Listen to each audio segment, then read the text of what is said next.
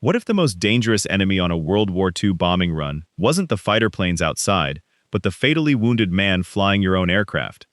It's July 26, 1943. Co-pilot Lieutenant John Morgan and his good friend Captain Robert Campbell are in the cockpit of their B-17, the WWII. They are part of a 120 bomber formation deep into a bombing run over Germany. Barely past the North Sea, Morgan spots enemy aircraft ahead. Bandits, 12 o'clock high.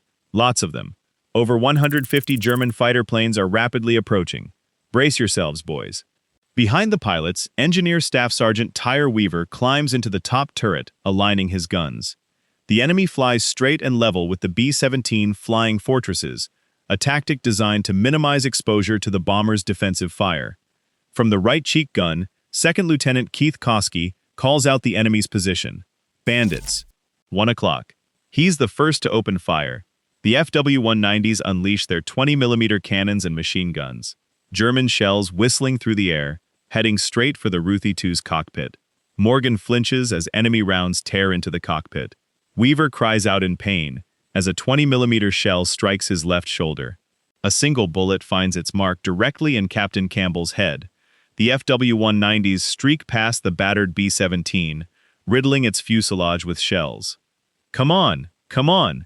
As they weave through the B-17 box formation, the entire group erupts in a frantic symphony of gunfire, gunners desperately trying to hit the fleeting German fighters. In the cockpit, Morgan stares in shock at the devastation and the gruesome scene unfolding beside him. His captain is slumped in his seat, a grievous head wound visible. Morgan is now alone, the immense responsibility of bringing the crew home, resting solely on his shoulders. Are we hit? There are too many of them, he yells. The captain's hit, but I've got this, he reassures himself, grabbing the controls and fighting to bring the fortress back into formation. But suddenly, a jolt of alarm runs through him as the controls move in his hands. Morgan feels the yoke turn sharply left, and he struggles to counter it, glancing at his captain. Incredibly, despite his head injury, Campbell is sitting upright, wide awake, and flying the plane. This is a critical problem. As the FW-190s roar toward the flying fortress, Campbell violently yanks the plane hard to the right, the exact opposite of what he should be doing. His erratic, evasive maneuvers pull them dangerously out of formation. "Bob, what are you doing? Stay in formation. Alone, we're dead." Campbell doesn't respond.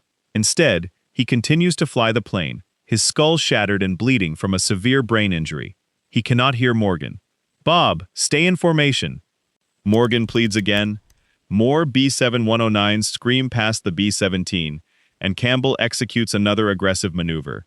In the rear, the gunners cling desperately to their positions as spent shell casings roll across the floor, threatening to send them sprawling. "What's going on back here?" One slurs. With immense effort, they manage to keep their weapons aimed at the targets. "Damn, they're fast," they exclaim, unleashing as much lead as possible toward the enemy. "Come on, he's hit!"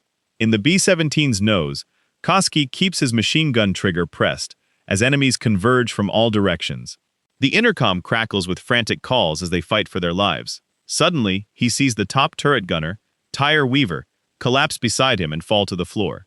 Koski rushes to his aid, discovering that Weaver's left arm has been shot off, and he is bleeding profusely. "Weaver, stay with me." Koski tries to help as best he can, but he knows the injuries are too severe. Weaver won't survive the 4-hour journey back to England. Weaver himself knows it too. Weak and in excruciating pain, he looks at Koski, points to himself, then to the hatch.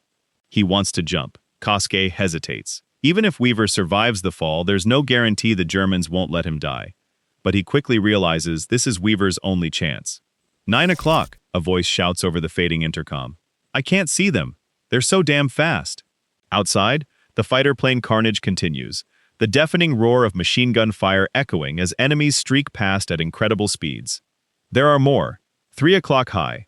A Bf-109 fires a volley of shells along the entire length of the WWII, exploding against its thin skin. The resulting damage cripples the aircraft's entire intercom system. Even worse, the oxygen supply to the rear half of the plane is severed. In the cockpit, Morgan is still wrestling with the controls, desperately trying to keep the B-17 in formation. He attempts to counteract Campbell's erratic steering. "Bob, stay in formation," he shouts, but it's no use. The plane drifts further and further out of the protective box. Morgan feels the crushing weight of responsibility. If he is to save his men, he must get the captain away from the controls. He reaches for the wounded captain, trying to pull him from the yoke. But Campbell, still possessing surprising strength, immediately fights back. "Leave the controls to me, sir," Campbell barks. Morgan struggles to pull him away, but Campbell refuses to yield. With one hand, he clenches his fist and punches Morgan directly in the face. Morgan is shocked, furious, and desperate.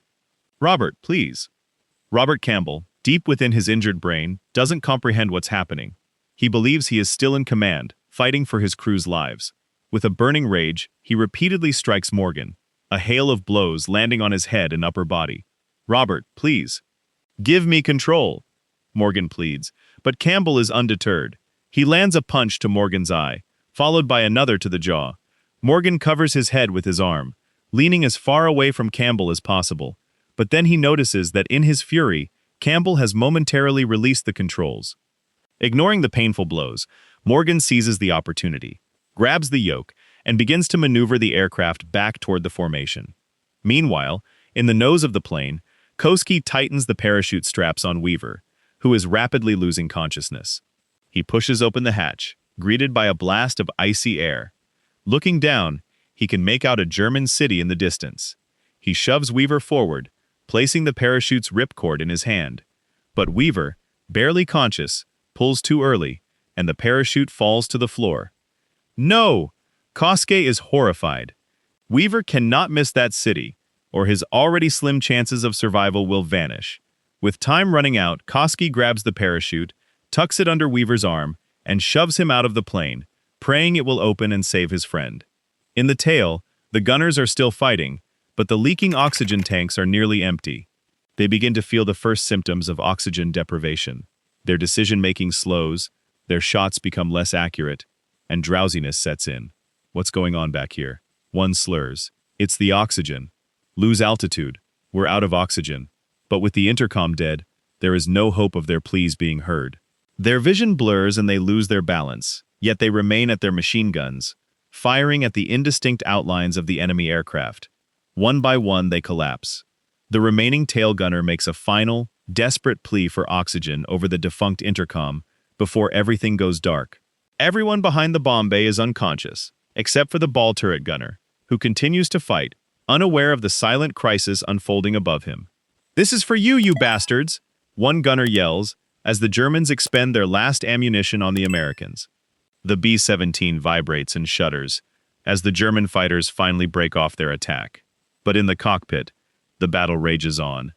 Morgan continues to endure blows from an unyielding Campbell. Covered in bruises and lacerations, he knows he can't hold out much longer. In desperation, Morgan flails, trying to pin Campbell's arm. He fails, and Campbell delivers a punch directly to Morgan's mouth.